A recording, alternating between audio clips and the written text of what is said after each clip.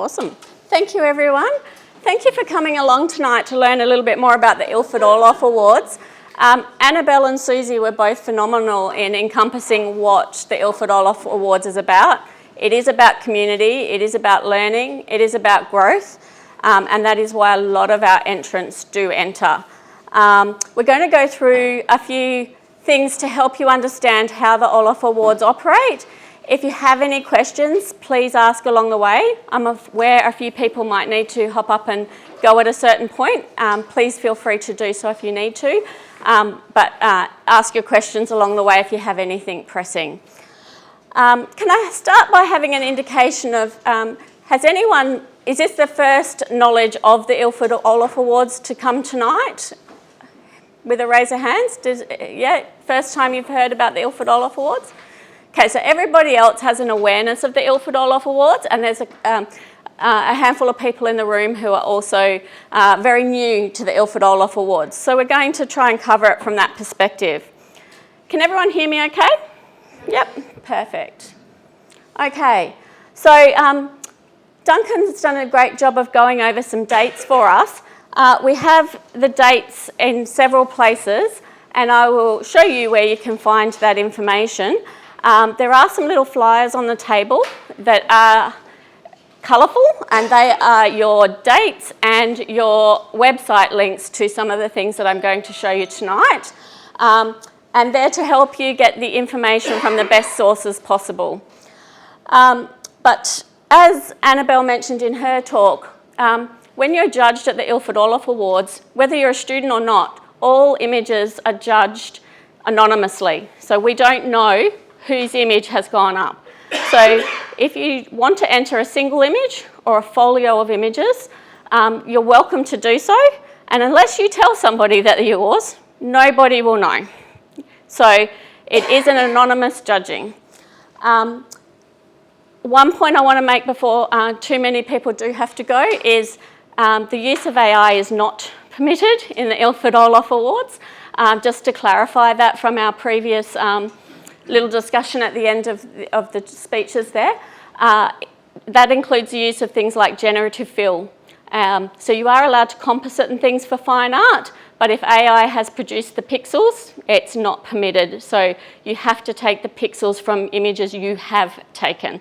So that's just to clarify that little bit there, and if we have any more questions, we'll get to that when we get to the next bit.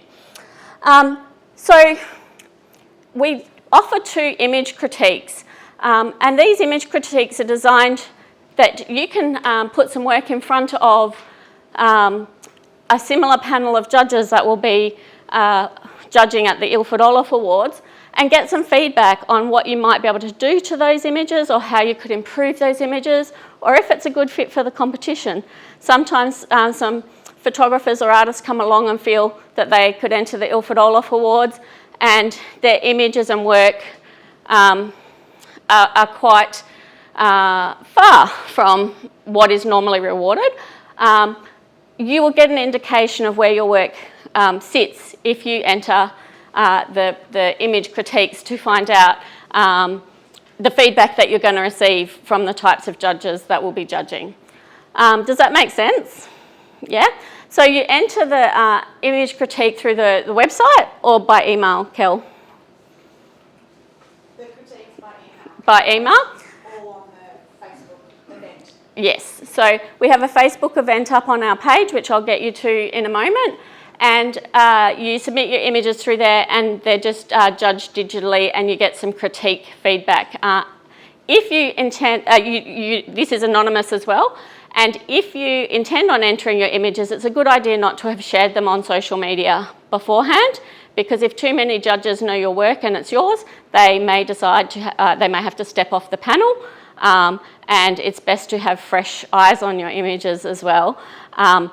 In terms of promoting who has taken the image. Through the image critiques, they're all anonymous, so it is okay for the judges to continue looking at them through the awards. Does anyone have any questions about the image critiques and what you need to do to participate in the image critiques? So there's no disadvantage to submit something for critique that you're going to enter in the awards? Not at all. No, you can safely do that, and if you choose to take on the feedback, you may, as long as it still fits within the rules of the awards for your category that you'd like to enter. No more questions on that one? Okay, our entries open on the 28th of April, and they will close on the 8th of June at lunchtime, 12 o'clock. Oh, is it 5 p.m? This will not be extended at all, like some other competitions where they keep it going so that, you know, people who are last minute have another chance to have a go. We found that that's unfair and causes a few issues from us at the back end. So that is a firm date. So if you're one of those who like to work to the last minute, perhaps put a few days before into your calendar to make sure you get in there. I know I'm one of those people that need to make sure I have everything sorted. Our digital judging days will be held here at the State Library. We will be upstairs. If you need accessibility requirements, please email the committee prior to coming along to see the digital judging. We have Monday afternoon, Tuesday and Wednesday planned to be doing the digital judging upstairs. Monday afternoon is usually the video category and is usually our setup day and time, and then the rest of the categories are on the Tuesday and the Wednesday. We don't know what categories will be on when until we receive all our entries, because we don't know how many images are going to be entered in which categories at which time. If we do get an overflow of images, we will be advertising through our Facebook page as soon as we know, as soon as we've collated the images and we know what images are when, and we will be putting that on our Facebook page and advertising the times and dates that they will be. If we get an excess of images, there will be a category put on the Monday afternoon as well as video. Yeah? There's a panel of 5 judges that will sit upstairs and look at the digital judging, and they will be having a panel discussion, and every image receives a comment.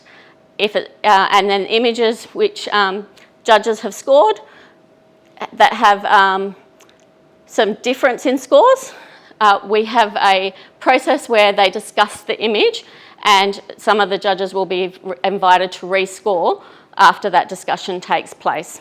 So that's the process of what happens with the digital round of judging, and it will be upstairs.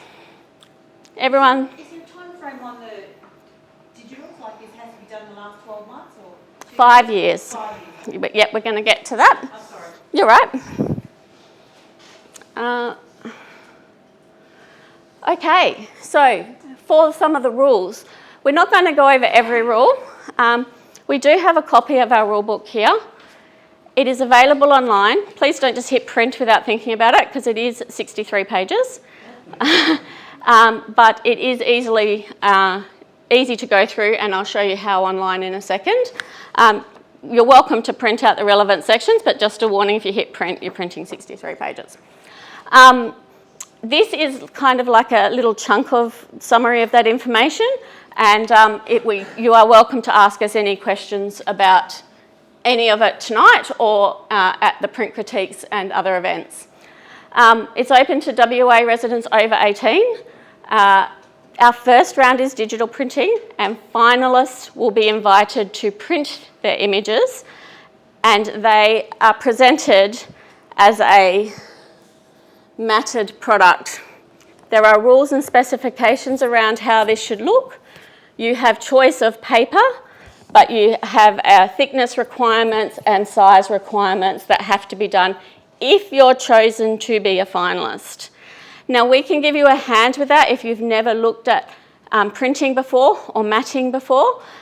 One of our sponsors, Fitzgerald's Photo Labs, is old hand at this, done it many, many times and many, many years, and they will be able to help guide you through how to go through this process and paper selections for your images.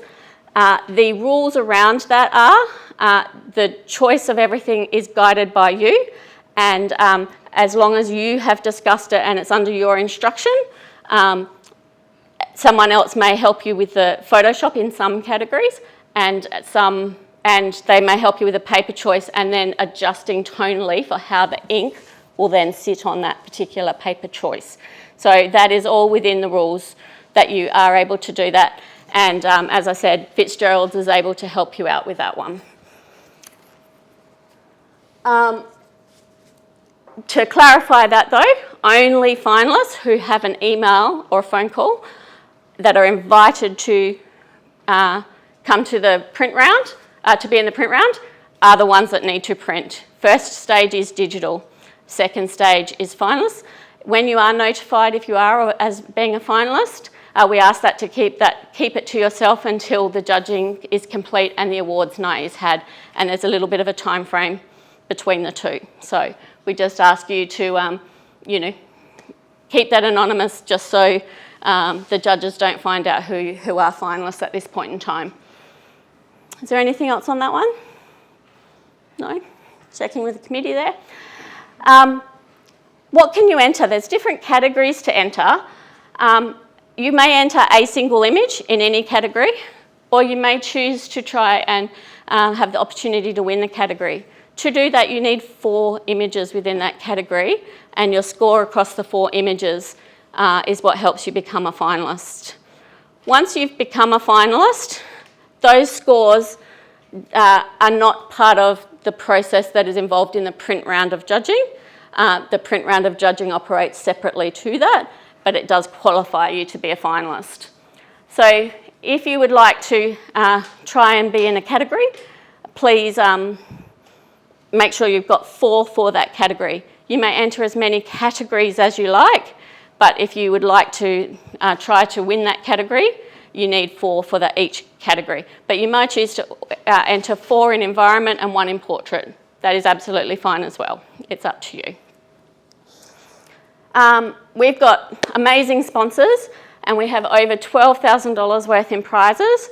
Our final winner receives $3,000 in cash, and our category winners receive prizes from all of our amazing sponsors. So there is so much gratitude to our sponsors. So if you'd like some more information, some of it's on the sheets, but if you're a person who likes to get the code, this will take you directly to the Ilford Orloff website, and that's where the rules do sit. There's a drop down at the top which I'll show you, and those rules are sitting there that you can click on them and read them as a PDF or download the PDF. Pro Photography WA, sorry, did you catch that one? Pro Photography WA is the committee, the industry body that is the governing body for this, and Ilford Orloff Committee is a subcommittee of Pro Photography WA. So the entry fees for this are significantly cheaper for members of Pro Photography WA because it is put on by Pro Photography WA. So if you would like to enter and you would like the discounted price to enter, you are welcome to join Pro Photography WA to receive the cheaper price, but you do have to go through an application.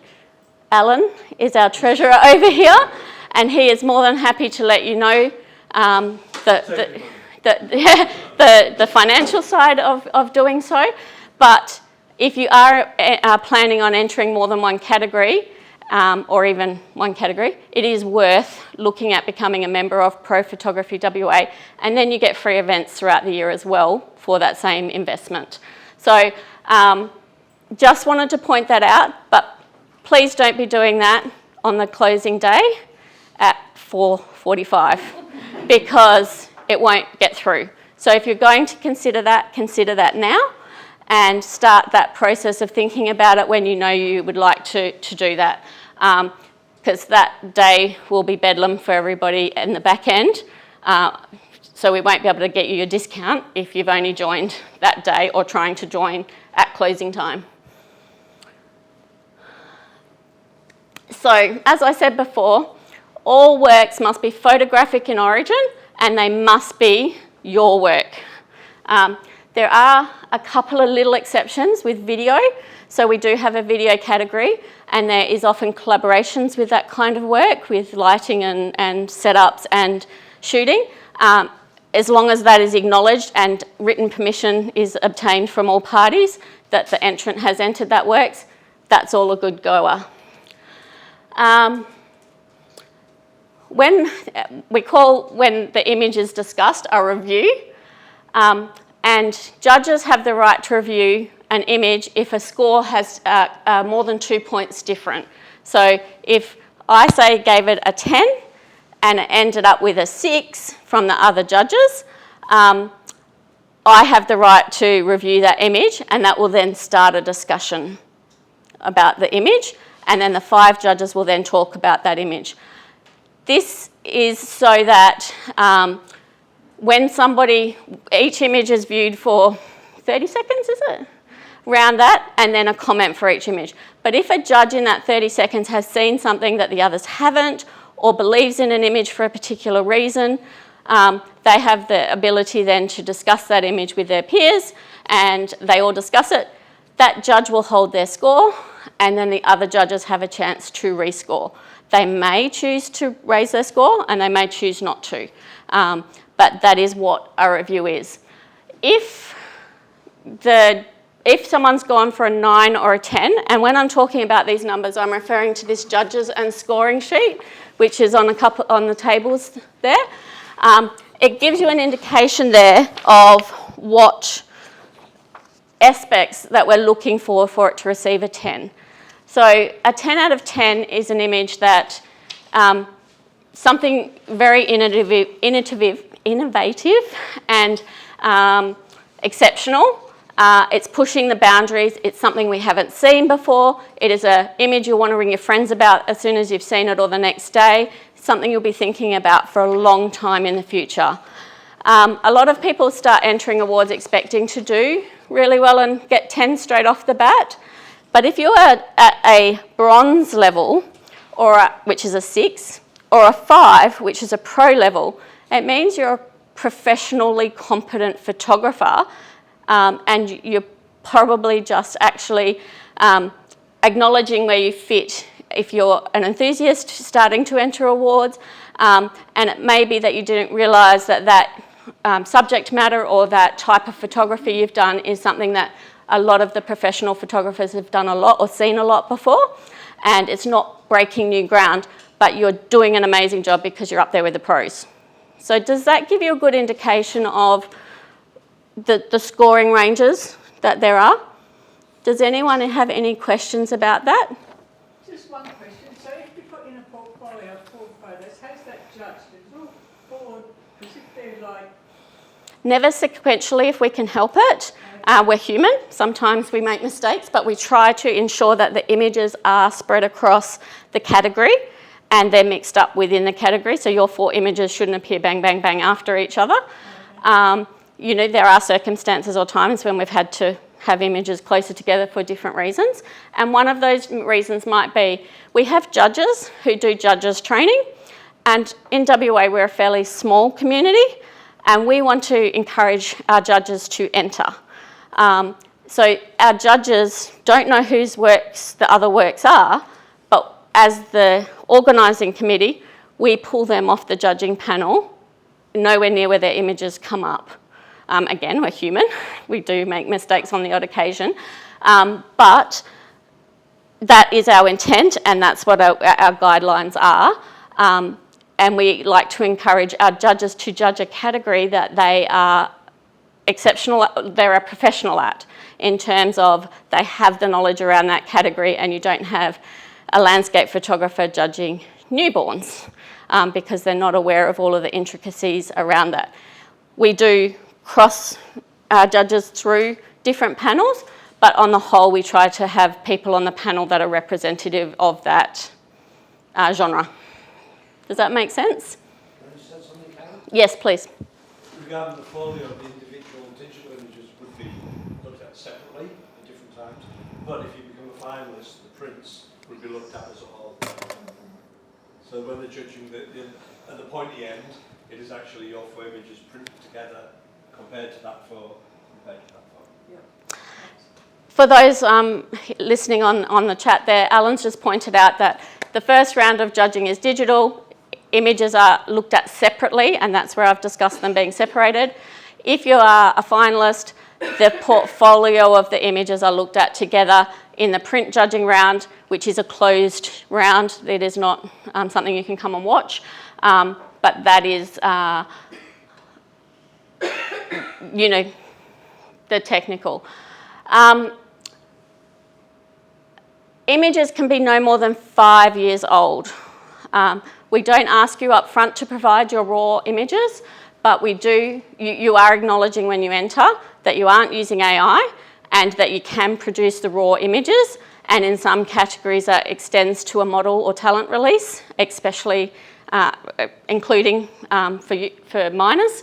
So making sure that you're aware that you need these things if they're called upon from you for any reason whatsoever. Any questions about that? If you don't have a talent release in what happens? The onus is on you as the entrant. You are supposed to have a talent release in terms of it's your issue in terms of you've photographed and put this into a competition where the image has been presented. We ask of that to enter the competition that you have one. You can get one in hindsight as long as it's dated from that shoot for that.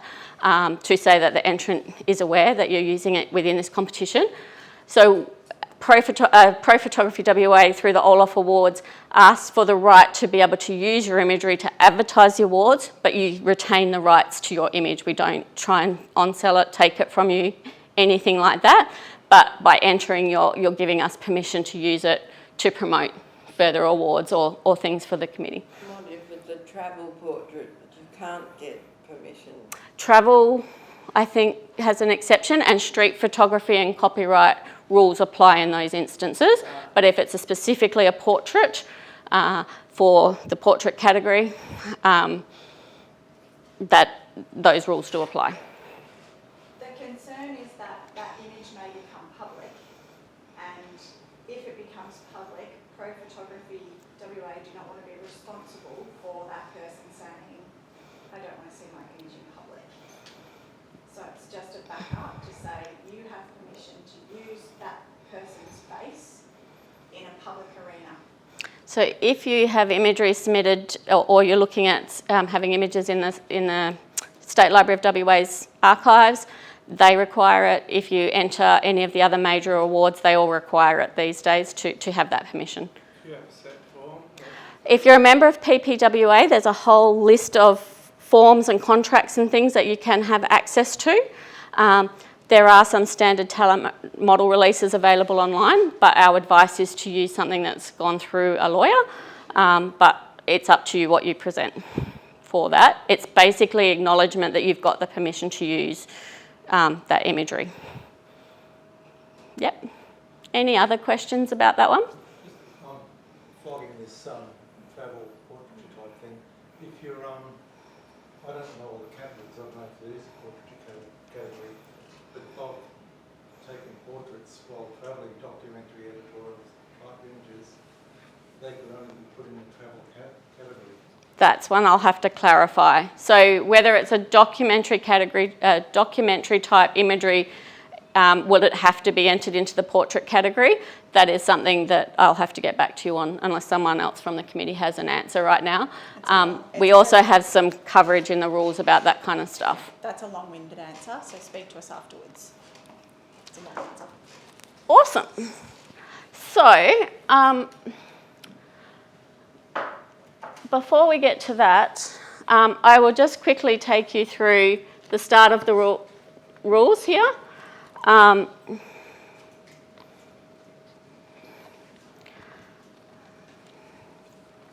So it's the same document as this, but online, this page is left intentionally blank because when you print it, we wanted a printable copy.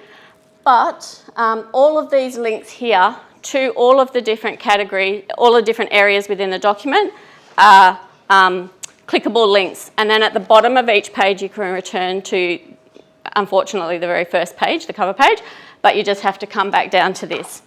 So on here, we've got about the awards, the key dates and times, which we've given you on another separate piece of paper there, the entry fees and how much they'll cost, the competition rules, so everybody has to abide by all of the general rules.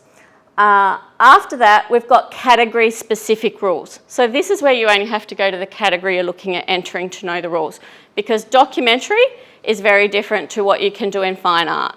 So in fine art, you are able to enter composites. In documentary, you cannot. You can only do your basic tonal range adjustments and cropping, essentially. So this is where you find out all of those category-specific rules, and I'll just run through because it's small on the screen there. We have the fine art category, the portrait category, the documentary category, the environment category, which has 2 subcategories within it. One where you can do things to the imagery and one where you cannot do any manipulation to the imagery. Commercial and advertising category, wedding, video. Previously we've had a business of the year, but that's not available this year. And we have a student-specific category rules. So students actually enter any of those categories above within the main competition. It is all judged anonymously. You wouldn't know it's a student's work, or it's not announced that it's a student's work. But their folio is only 3 images, and they are judged separately as a portfolio at the end for the finalists to become the student of the year.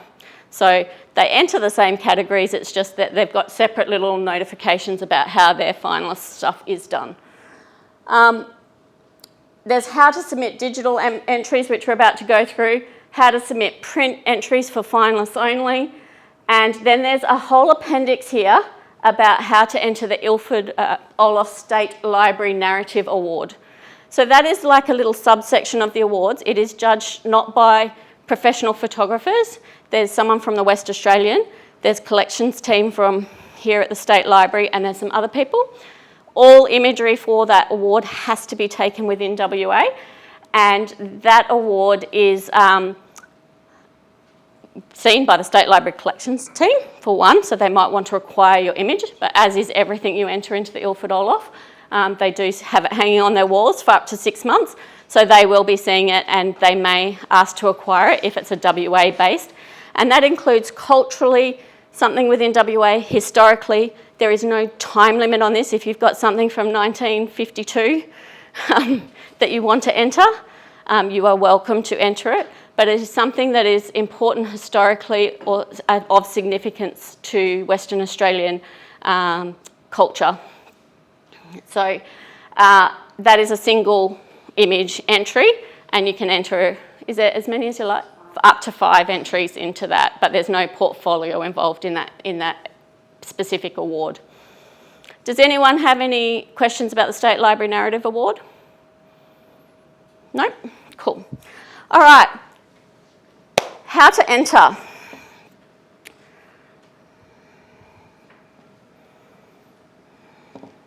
If it'll let me go back.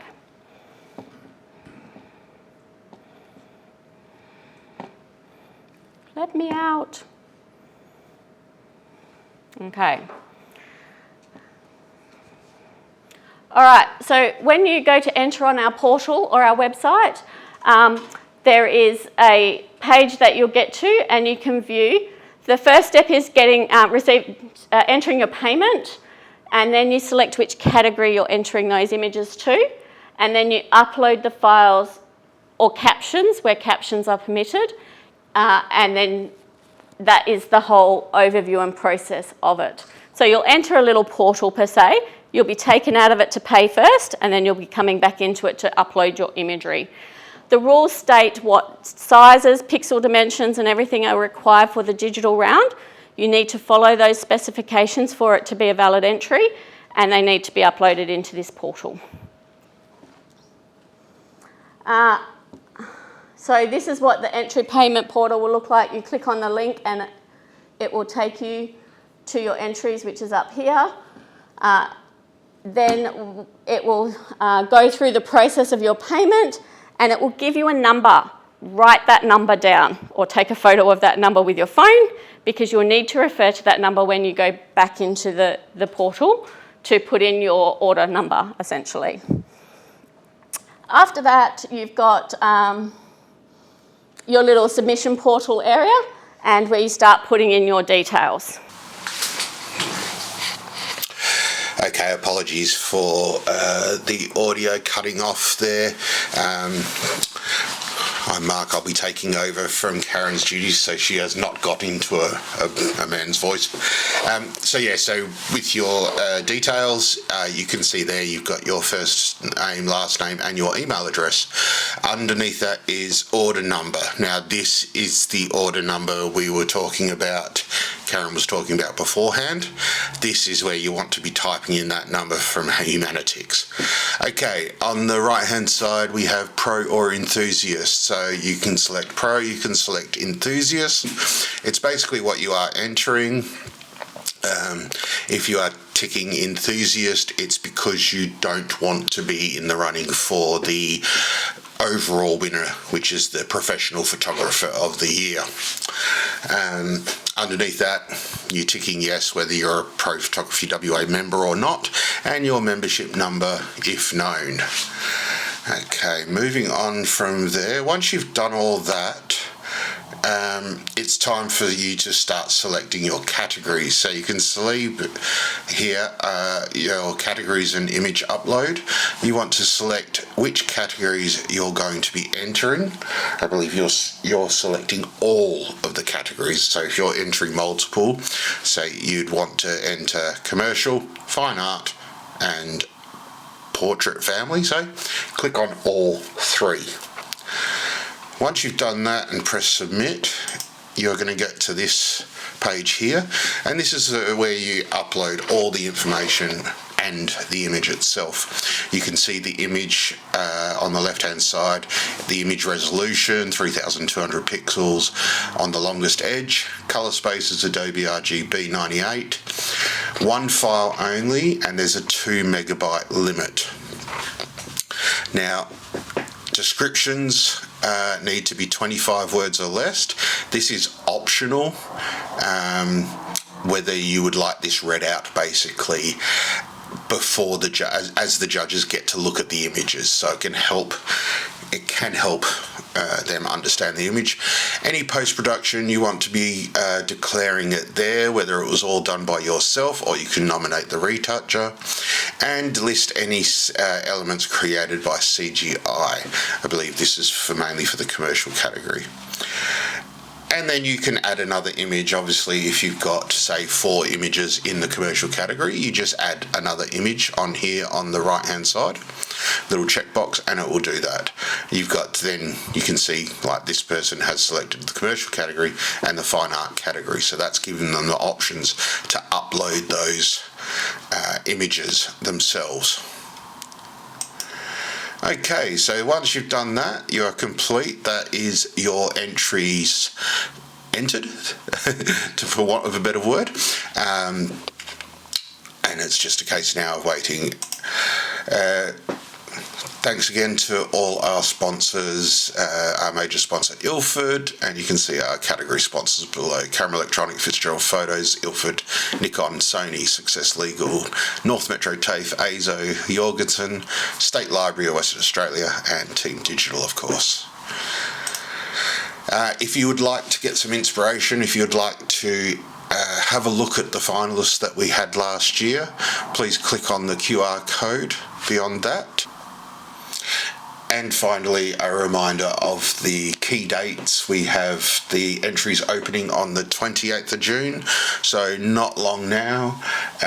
We also have the print critiques on the 4th of May and the 28th of May. Entries close 8th of June, like we've discussed, and then the 16th, 18th June is the digital judging, plus the 24th of July is the actual awards presentation. So good luck everyone, and we hope to see all your entries there.